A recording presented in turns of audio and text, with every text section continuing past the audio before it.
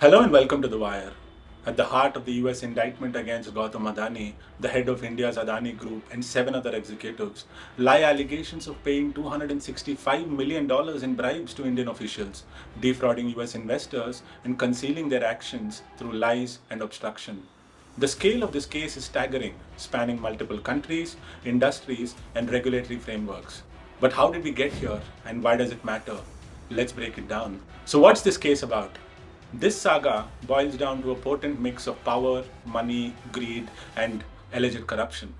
From 2020 to 2024, Adani and his alleged co-conspirators didn't just dream big, they schemed big as well. Their target, one of the world's most ambitious solar energy ventures, the Manufacturing Linked Project. What was their end game? Well, securing power purchase agreements, or PPAs as they're called, which are 20-year contracts promising billions in steady revenue from solar energy. But there was a catch. The electricity produced under these agreements was priced so high that buyers, that is, state run electricity distribution companies in India, were hesitant to commit. So, how did they solve this problem? Well, they didn't negotiate better prices. Instead, they simply turned to alleged bribery. Who are the key players? Gautam Adani, chairman of the Adani Group, a sprawling Indian conglomerate with tentacles in energy, ports, infrastructure, and agribusiness. He's also alleged mastermind of the scheme, personally meeting officials, greenlighting bribes, and orchestrating the smokes and mirrors to conceal these actions. Then, of course, there's Sagar R. Adani, Gautam's nephew, and also the executive director of Adani Green Energy. He allegedly played the bean counter to the bribery, meticulously tracking payoffs on his phone in bribe notes, a who's who of palm greasing, down to the last rupee. And finally, there's Vineet S. Jain, CEO of Adani Green Energy from 2020 to 2023, accused of raising a cool $3 billion in loans and bonds while keeping the bribery scheme tucked neatly under the rug. Now let's look at some other players from two other implicated organizations. The first is Azure Power Group. Ranjit Gupta, a former CEO, accused of joining the Adani executives in their Foreign Corrupt Practices Act (FCPA) tango. And then there's Rupesh Agarwal, Gupta's successor, allegedly keeping the fraudulent ball rolling. There's, of course, the Canadian pension fund known as CDPQ, which is juggling about $450 billion with hefty stakes in Azure Power. Cyril Cabanes, Azure Power board member, allegedly helping to dress up bribes in development fees clothing. Then there's Saurabh Agrawal and Deepak Malhotra, CDPQ executives, accused of playing digital janitors, scrubbing evidence, and throwing wrenches in the investigation works. CDPQ's executives weren't just along for the ride. The indictment paints Cyril, Saurabh, and Deepak Malhotra as active participants, allegedly helping to launder bribes through a maze of transactions and shell companies. Last but not least, there's the SECI, the Solar Energy Corporation of India. This government agency, tasked with procuring solar energy and peddling it to state utilities, played matchmaker between developers like Adani Green and state-run buyers. While no Indian official has been named in the indictment so far, SECI's role was far from insignificant in this solar-powered drama. Now, are there separate criminal and civil charges in this case? Yes, of course.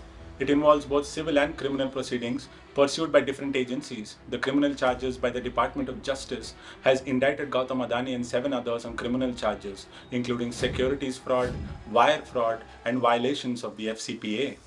These charges focus on the alleged bribery scheme and efforts to obstruct investigations. If convicted, defendants face severe penalties, including imprisonment, fines, and assets forfeitures. Civil proceedings are being taken up by the US Securities and Exchange Commission, the SEC, and it has filed civil charges against the Adani Group for misleading investors.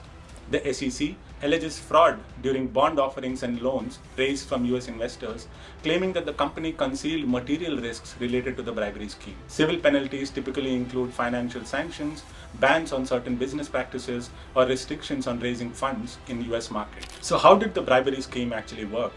To understand this, we must ask, why would a company risk everything to bribe official? The answer lies in the economics of solar power. Adani Green Energy and Azure Power needed buyers for their electricity to make the manufacturing link project viable.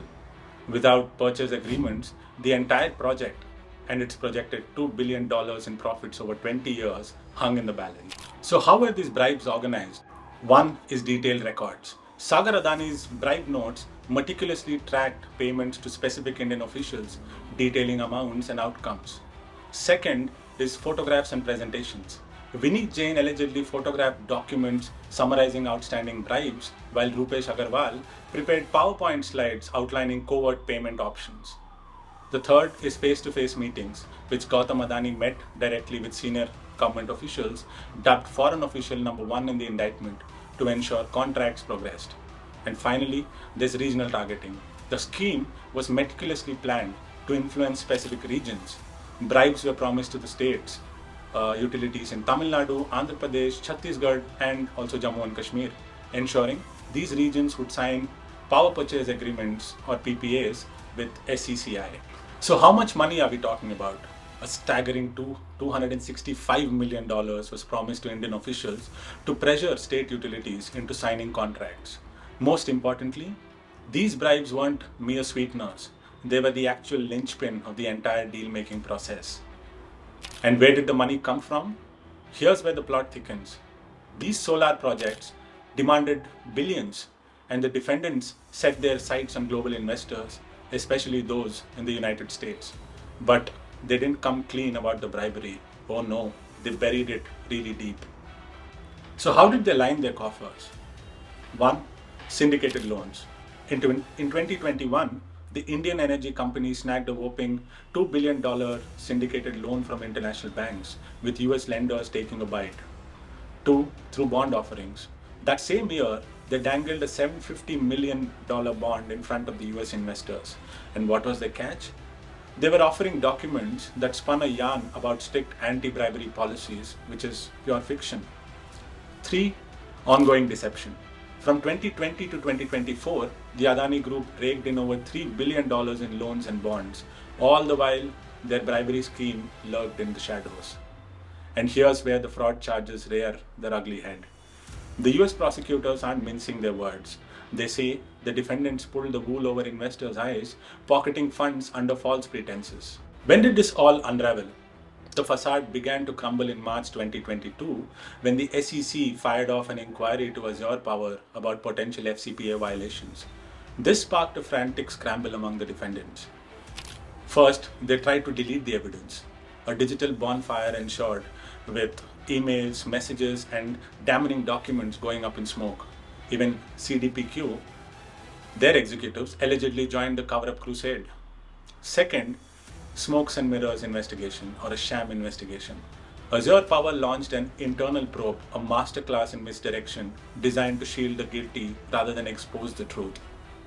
And finally, false assurances.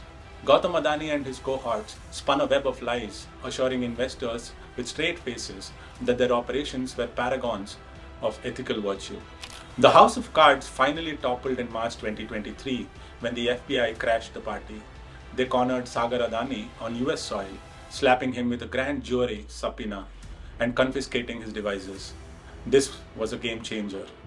Prosecutors hit the mother lode, a treasure trove of communications, financial records, and smoking gun evidence that tied the defendants to their bribery scheme like a bow on a gift. So, what are the consequences of this case? Well, the fallout has been severe. First, contracts have been cancelled. In March 2024, SECI terminated a 2.3 gigawatt contract with Azure Power. Second, the market impact. Adani Group's stocks plummeted by 20%, and a planned $600 million bond offering was scrapped. Existing bonds also lost value in global trading. Third, reputational damage.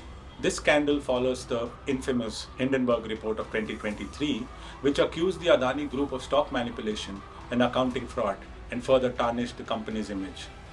Finally, regulatory scrutiny.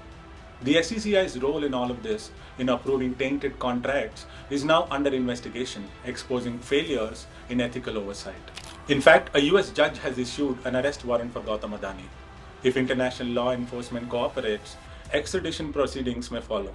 The SEC complaint also seeks permanent injunctions and civil penalties. So finally, what is Adani's response to all of this? Well, the Adani Group has denied the allegations, calling them baseless. In a statement, the company emphasized its commitment to governance and transparency, citing the US Department of Justice's own words. I quote, "The charges in the indictment are allegations and the defendants are presumed innocent unless and until proven guilty." End quote.